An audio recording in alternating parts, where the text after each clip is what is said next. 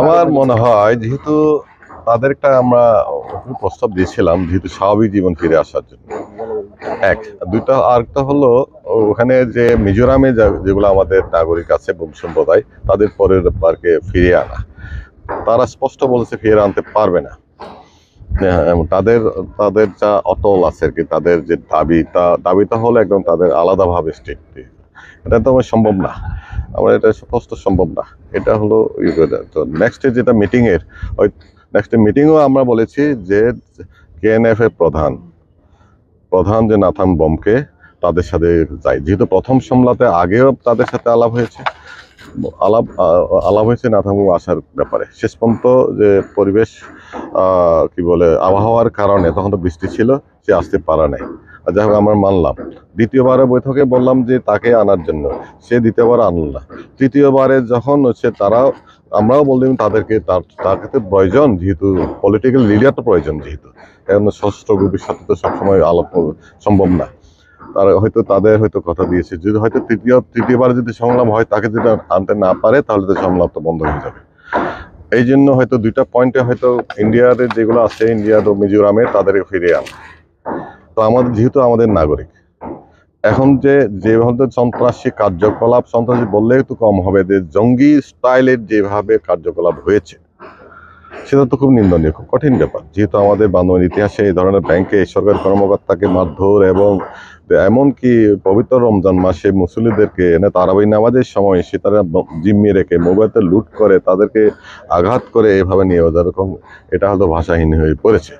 এই জন্য আপনারা বলেছেন যে কমিটির সংলাপ হবে কিনা সে সংলাপ তো পরিবেশের তুতিলে বন্ধ হয়েছে যেহেতু আমরা এই এলাকার শান্তিপ্রিয় যতগুলো চেষ্টা করে চালিয়ে যাচ্ছি যদি এখানে আবার অপারেশনে যুদ্ধ হয় সবচেয়ে ক্ষতিগ্রস্ত হয় কিন্তু আমাদের সাধারণ নাগরিকরা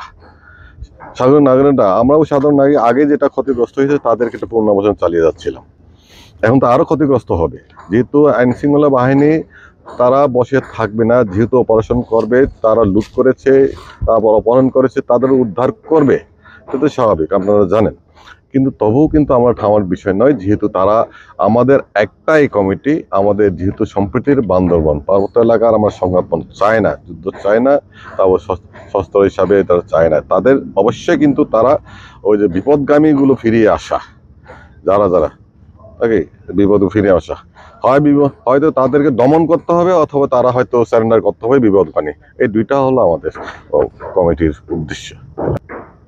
না আর্থিক সংকট না আমি কিভাবে জানবো হয়তো তারা হাইলাইট করতে পারে তাদেরকে হ্যাঁ আমরা আত্মপ্রকাশ সারা বিশ্বে জানার জন্য নাকি এই ব্যাপার অনেক কিছু হয়তো পারে। আর এটাও সত্য যে আমরা দীর্ঘদিন থেকে একমাত্র বান্দরবানবাসী তথা এই বান্দরবানে বসবাসকারী সকল সম্প্রদায়ের মাঝে যাতে করে শান্তি ফিরিয়ে আছে এটার লক্ষ্যে আমরা কাজ করেছিলাম। বিশেষ করে আমি বম সোশ্যাল কাউন্সিলের সভাপতি হিসেবে এটাও লক্ষ্য করেছি যে প্রত্যক্ষভাবে বমরা কিন্তু বেশি ক্ষতিগ্রস্ত আর পরোক্ষভাবে তদ্রুপ অন্যান্যরাও ক্ষতিগ্রস্ত হয়েছে। তো আমাদের পারপাসটা শুধু শান্তি ফিরিয়ে আনার লক্ষ্যে। তো আপনারা জানেন আমরা দুইটি বার গত 5ই নভেম্বর 2023 এবং 5ই মার্চ 2024 দ্বিতীয়বারের মতো আমরা মোটামুটি ভালোভাবে সংলাপ করে আসলাম। আর টেন্টেটিভ এ মাসে 22 তারিখেও তাদের সাথে তৃতীয় দফা বৈঠক করার কথা আপনারা জানেন।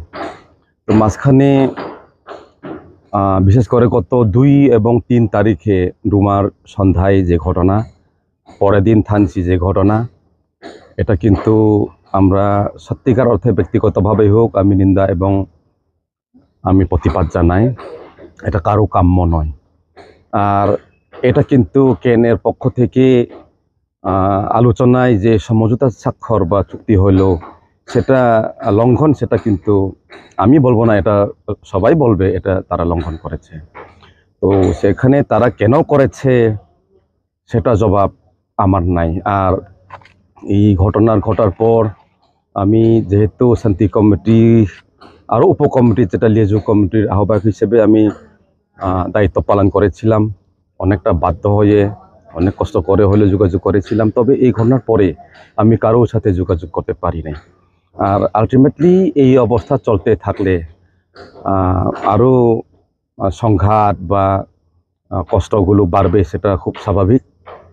আর এই অবস্থায় যারা কেনেতে আছেন তারা আদৌ আসবে কি না আসবে সেটা তো আমিও সত্যিকার অর্থে কিছুই বলতে পারি না। আমি আগেও বলেছি, তাদের কার্যক্রমটা কিন্তু অত্যন্ত দুঃখজনক সবার জন্যে।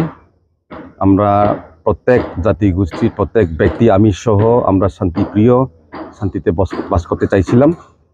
তো তাদের কার্যকলাপে যেটা মনে হয় যে এই 22 তারিখে যেটা টেন্টেটিভ তৃতীয়বারের মতো বৈঠক করার কথা, সেটা অনেকটা বাধাগ্রস্ত হয়ে গেল।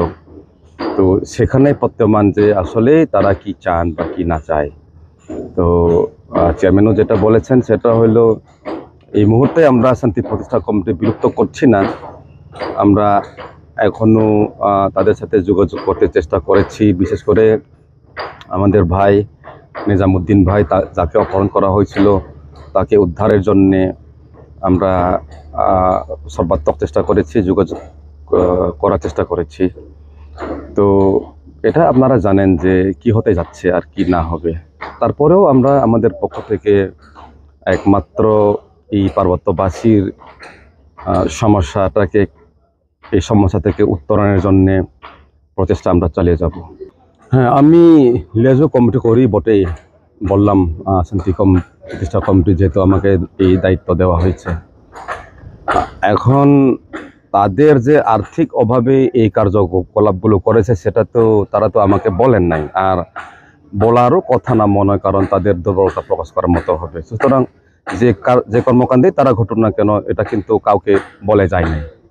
এখন আমি কত জানি সেটা তো বড় কথা না, এখানে টপ টু বটম ইনভলভমেন্ট আছে বা নাই সেটাও তো আমার জানার বাহিরে। আর অনেকেই যেটা বলেছেন সেটা হলো, এটা খুব সুস্পষ্ট যে তাদের সেই টপ থেকে বটম লেভেল তারা হয়তো জানে।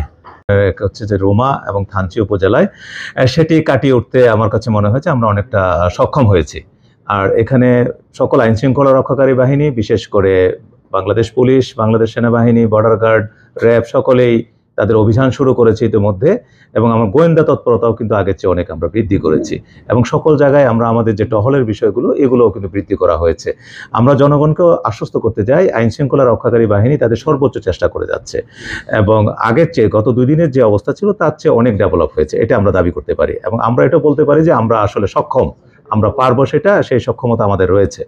আর দ্বিতীয়ত যে বিষয়টি আপনারা বলেছেন, একটি হচ্ছে যে অপহরণ, যে ব্যাংক কর্মকর্তা, অবশ্যই ব্যাংক কর্মকর্তা অপহরণ হয়েছে।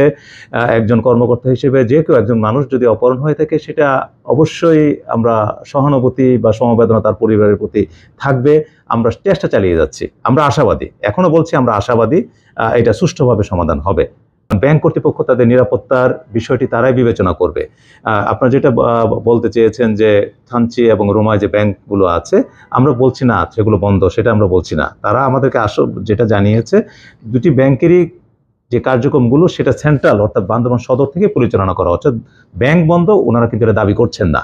ওনারা বলছেন যে এই কার্যক্রমটা আমরা আপাতত যে পরিস্থিতি আছে, জনগণ যাতে সেবাটুকু আমরা দিতে পারি, সেজন্য আমরা জেলা থেকে সেই কার্যক্রমগুলো আমরা পরিচালনা করছি। তো বলতে চাই যে সকালে আজকে আমরা সোনালী ব্যাংকের সাথে কথা বলেছি, যে লিড ব্যাংক আমরা বলে থাকি, বাকি ব্যাংকগুলোর সাথে কোঅর্ডিনেট করে থাকি। আমরা আজকে সকল ব্যাংক কর্মকর্তাদের সাথে একটি সভা আহ্বান করেছি। আর সেই সভায় আমরা আমাদের দিক নির্দেশনাগুলো দিয়ে থাকবো, যে আসলে এই ছুটির সময় তারা তাদের নিরাপত্তাটা কিভাবে জোরদার করবে, তারা তাদের কার্যক্রমগুলো কিভাবে পরিচালনা করবে, এই বিষয়গুলো আজকে সবাই আলোচনা হবে। তাই প্রাথমিকভাবে ওনাদেরকে এই বিষয়গুলো বলে দেওয়া হয়েছে। আর পাশাপাশি প্রত্যেক আইন শৃঙ্খলা রক্ষাকারী বাহিনী ইতিমধ্যে সোচ্চার, প্রত্যেক আইন শৃঙ্খলা রক্ষাকারী, বিশেষ করে বাংলাদেশ পুলিশ, বিজিবি, বাংলাদেশ সেনাবাহিনী, র্যাব কিন্তু এখানে কাজ করা শুরু করেছে ইতিমধ্যে। এবং নিরাপত্তা ব্যবস্থা কিন্তু আগের চেয়ে অনেক বেশি জোরদার করা হয়েছে। আমরা আমাদের সেই সক্ষমতা রয়েছে, আমরা সেই সক্ষমতাকে কাজে লাগিয়ে আমরা আমাদের নিরাপত্তা ব্যবস্থাটা সুদৃঢ় রাখতে চাই।